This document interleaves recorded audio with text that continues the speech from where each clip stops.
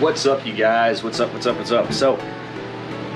So I got to thinking about a video. I know it's been a while since I've done a video. Thank you guys so much for watching. And today I wanted to talk about Nike's claim to reduce injury on the React Infinity Run Flyknits, both 1 and 2.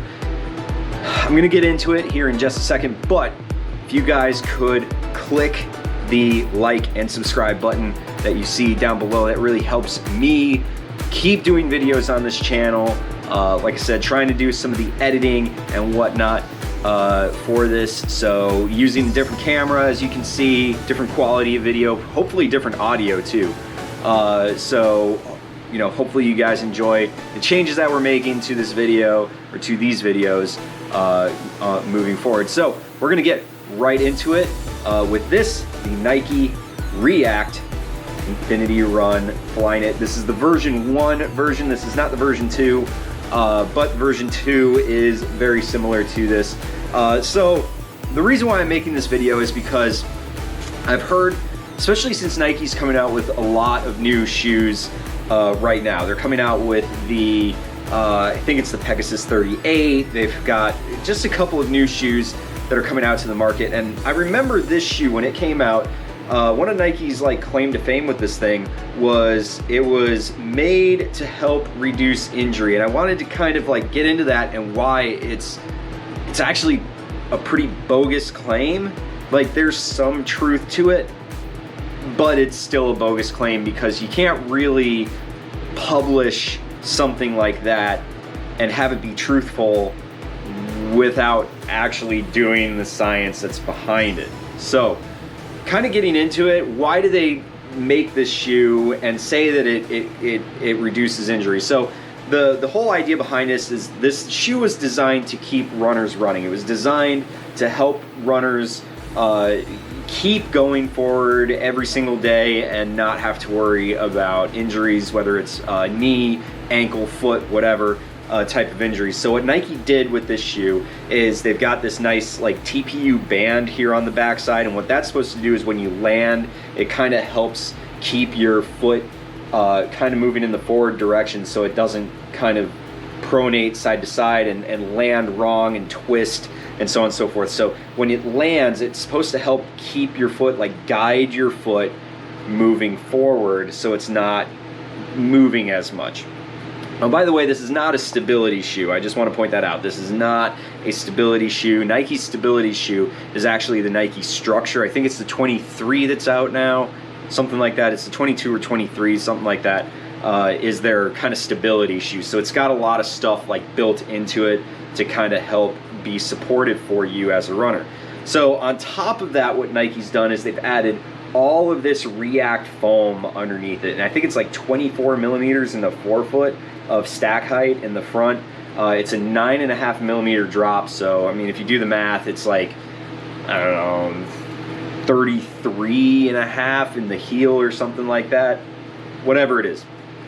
So that being said, it's got a lot of that foam underneath to kind of absorb those impacts, so it's not putting so much stress on your knees, on your ankles, on your joints as you're progressively moving forward. It's also got a really wide forefoot and a wide heel area back here, and that's also to promote stability. So as you're running, it doesn't feel, kind of, dare I say it, but unsteady, which is what a lot of people's complaints are about shoes like the Nova Blast. It's kind of an unsteady shoe. It can kind of feel a little loose. I don't have that issue, by the way, but that's for another time.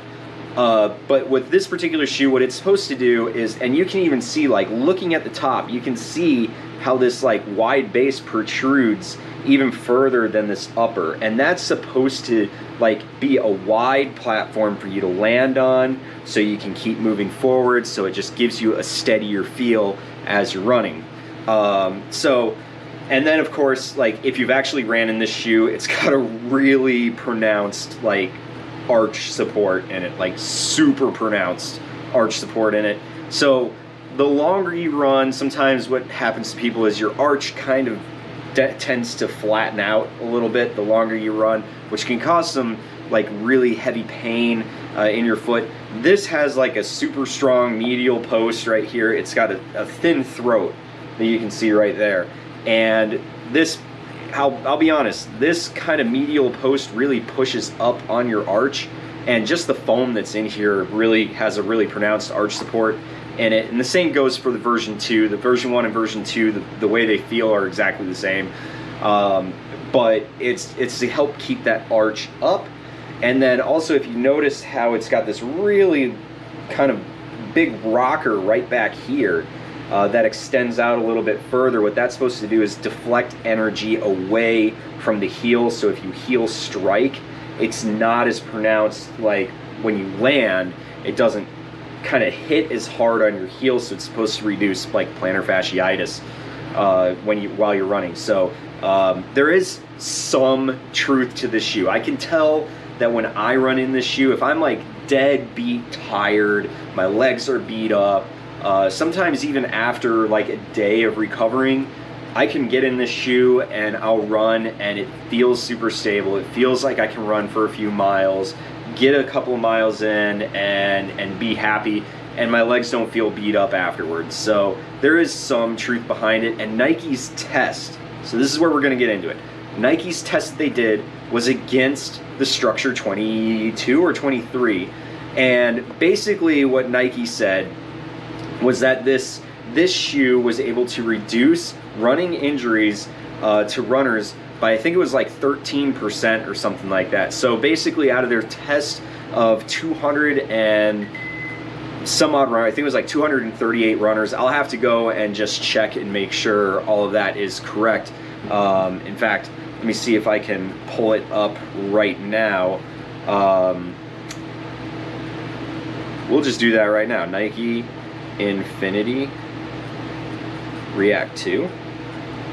Just because that's the new one that's out right now. And I just want to read off like what this says about this shoe. So we got the, by the way, React Miler is another one that's coming out. I was actually really excited about that because I loved the React Miler 1. It was one of my favorite shoes, and we'll discuss that in another video. Unfortunately, I don't have the shoe, but we will read in about it. So,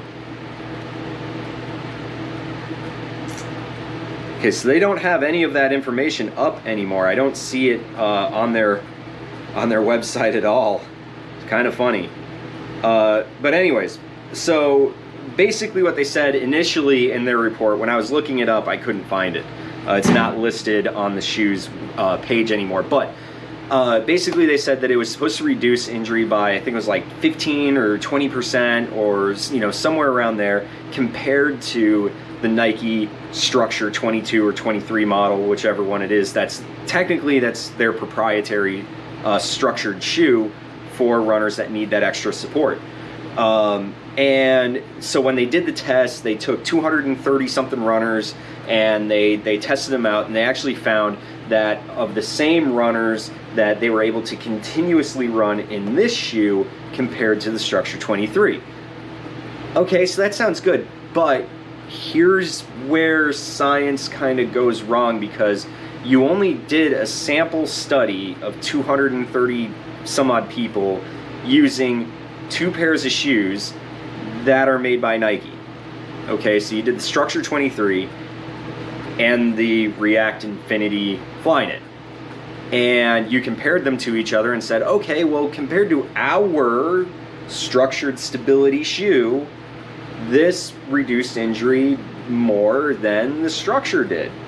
Okay, but here's the problem with that. When you publish something like that and say, oh, this shoe is made to reduce injury, okay, but you're only comparing it to the Structure 23. What about other shoes like, say, oh, I don't know, the Saucony Guide 13 or the Hurricane 22 or the Asics Kayano, the various versions of the Kayano. I mean, I can look, the new, I can't remember which model it is, but one of the Puma Nitro shoes that just came out, that's a stability shoe. I know I really just mentioned like Asics and Saucony, but there's a ton of shoes out there Brooks has a couple of them, which mainly are the GTS lines. Any shoe that has the GTS on it has like guide rails on it and is built more for stability. But you know, you're only comparing it to one particular shoe, and to say that this shoe will reduce injury compared to all the other stability shoes that are out on the market is almost, it's almost a false claim to say, oh, well, this one will reduce injury. Technically, all of them are built to reduce injury and give stability and whatnot. So how does this compare to, say, the Guide 13 or the like I said, the Hurricane 22, or the Kayano line from Asics? How does it compare to those? Because if you hop in those shoes may be better than this as far as stability is concerned. So to me, the claim that Nike had put out was kind of bogus on this shoe, because as far as structure is concerned, it really doesn't feel, I mean, it's a neutral running shoe, and it doesn't feel any structured than some of the other shoes that I'm looking at my other shoes that are out here, and I'll be honest with you, it doesn't feel any more stable than some of the other shoes that I have out there. This does have a very wide base to it, but I mean, I'll be honest with you, I could pull out the Gel Nimbus lights that I have, and those have a really wide platform as well.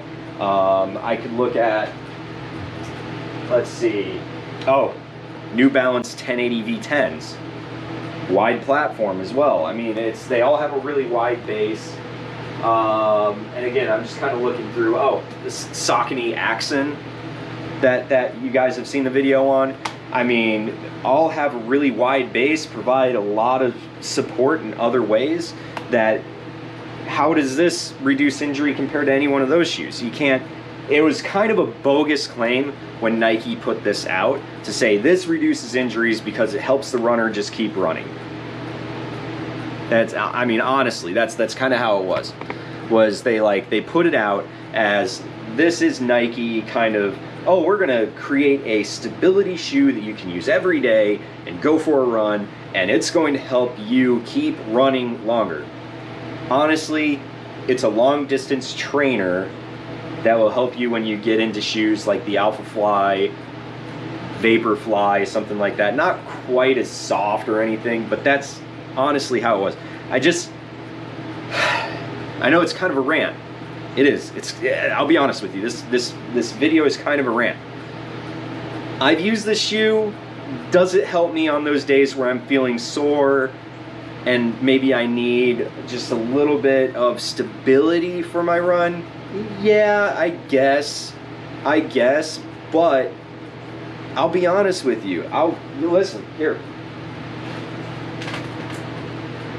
If I'm going for a run and it's between this shoe, my legs are beat up, I'm tired, I want to go for a run, but my legs are just beat up, they're not feeling as strong as they should. Which one's going to be the better shoe? This or that? The Hoka Clifton. And honestly, I'm going to pick the Hoka Clifton. Why? Because this shoe, guess what? This little gray area right here, I've pretty much figured out that's almost like a guide rail with the way that your foot kind of sits into the shoe. That gray line that goes up here is like a guide rail for your foot. It's got a extremely wide base to it from heel to forefoot, and it's incredibly soft and comfortable to run in. It's just got a narrow toe box, but whatever. But lockdown's better too, in my opinion. But still. So the reality is this shoe really that good of a shoe compared to something else that's on the market? I don't think so, guys. It's a good shoe. I've done 60 something miles in the shoe. I've got a plethora of shoes sitting over there that I've done a lot of miles in. So it's like getting to 100 miles on any one of these shoes is kind of difficult, but that's why you're probably not going to see any new shoe review videos for quite some time, because I really got to get through some of these shoes And this shoe is just, I don't know why. I was thinking about it after my run today, and I was like, I gotta do this. I think the claim that Nike made on this shoe has some justification, but overall, it's kind of bogus. If you're going to claim that this reduces injuries, you have to claim it against other shoes that are out there on the market, not just whatever Nike puts out in their own internal side of it. So I'm sure like the doctors of running that are here on YouTube, or some various other you know, articles have put out something that says, is there justification to this shoe? Yes. But is it really justified? I don't know. It's a good shoe. I'll give it that. It's a good long distance trainer that you can use on those long runs, and you're just kind of like, just going for a run. It's a good shoe. It is. I'll hands down say that. It's a good shoe. Is it going to reduce injury? I don't think so, because there's so many variables with body mechanics, with other shoes that are out there on the market. I just can't go along with the claim that Nike made on these shoes. So anyways, guys, thank you guys for watching. I appreciate you guys so much for watching this video. Again, please click that like and subscribe button if you enjoyed this video. And guys, as always, enjoy the run. Thank you.